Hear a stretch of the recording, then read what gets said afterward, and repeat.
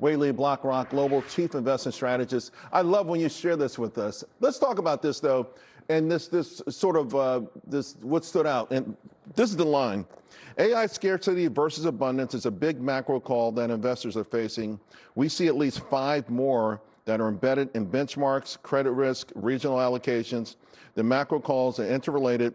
And so let's talk about that, because this sort of caught my eye in the sort of abundance narrative versus the scarcity narrative. What's going on? So scarcity versus abundance is the core tension that our outlook is very much focused on. The biggest question at this point in terms of macro is that will AI actually manage to help growth break out from the historical 1.9%, 2% growth trend? That's possible, but we don't know for sure. And in the meanwhile, AI is adding to near-term scarcity while opening up to the possibility of longer-term abundance. And these 5 and 6 macro big questions are where abundance and scarcity are manifesting. So for example, the cost of AI, if we're in an environment of abundance, things getting commoditized, then cost could be lower. But if we're in an environment of scarcity, as agentic use case really drives up demand, then it could become more costly. So we don't know the answer, but the big investment conclusion of our outlook is that instead of trying to bet on the answers to these questions that at this point are unknowable, we should really bet on something that we can be more certain about, which is AI scarcity, because scarcity is right now. So, and this feels like, I feel like someone on a tight wire, you know, with the bar, you know what I mean? Yeah, that feels like this. So you're saying, okay, the AI value chain and that scarcity, we know what that is. Let's find a way to make money from it. This is what we've seen so far. The hyperscalers are sort of spinning their wheels. Everyone wants to see if there's going to be return on investment capital. Data centers are doing well. Chips have been through the roof. Even today, I think in the S&P, maybe 7 of the top 10 stocks are chip stocks. Software has been a tough one. Are they being crushed permanently because of AI?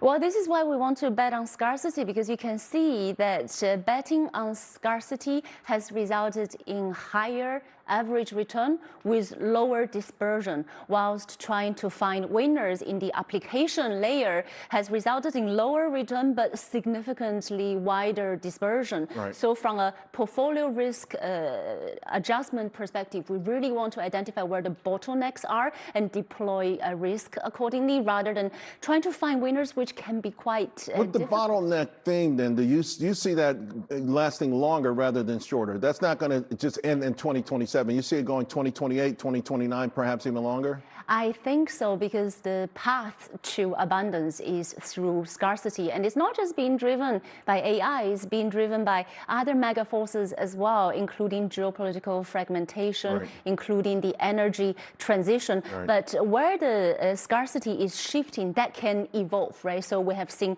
actually memories driving up the price of small cap, for example. So it can be found in unexpected places. It just needs a very active approach.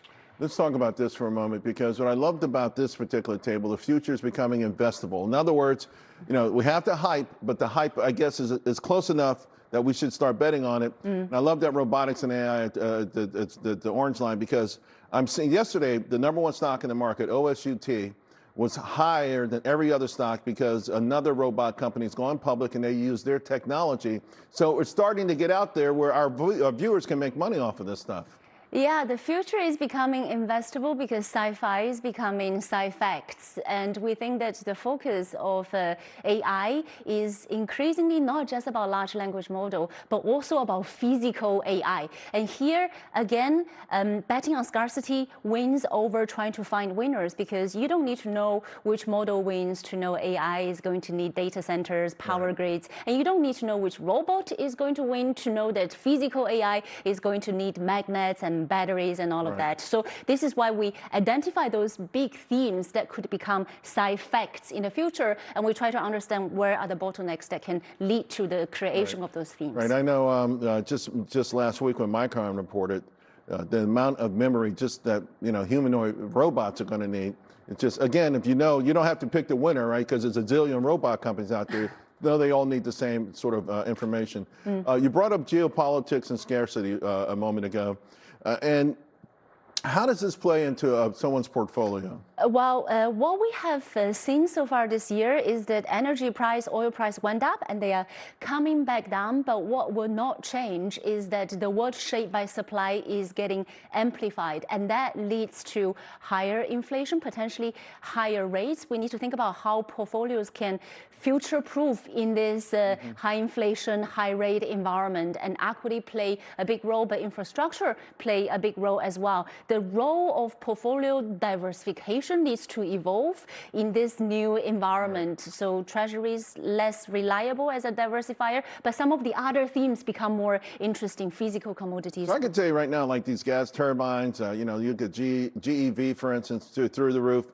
I gave my subscribers fuel cell 10, got out, I hate to say it, I'm 15, it's 28 right now. Copper miners look phenomenal to me. I mean, so again, yeah, you know what? There's some inflationary stuff to this, but when I look at it as an equity investor, I see money. I see opportunities. And so for you, really what I came away with this is you definitely want to have exposure to U.S., particularly on the technology side. We do.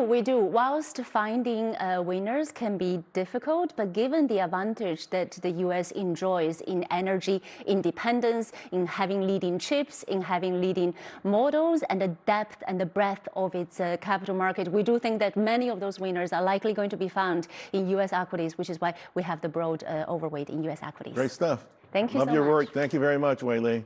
All right, folks, we're going to keep talking about memory a little bit more with Dave Mazza. Dave Mazza, if you may remember, has DRAM, the ETF.